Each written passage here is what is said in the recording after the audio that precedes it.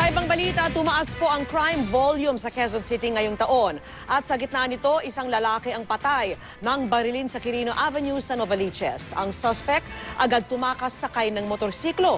Saksi si Haji Rieta. Hindi na napigilan ng babaeng ito ang kanyang emosyon nang datna ng kapatid na wala ng buhay. Binaril dito sa bahagi ng Quirino Avenue sa Quezon City ang 24 anyo sa si Tom Hitungo. Nadatan pa ng GMA News ang soko habang sinusuri ang bangkay. Ayon sa isa sa mga saksi, nakikipag-agawan daw ng lalaki ng bag sa isang babaeng nakasakay ng jeep. Nag-aagawan sila dyan.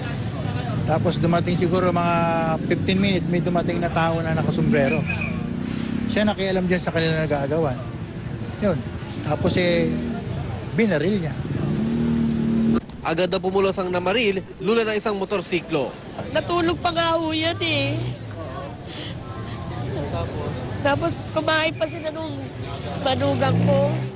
Tapos nung hapon, hindi ko na siya nakita, na sa labas lang siya. May nagpunta lang sa amin na kapitbahay namin.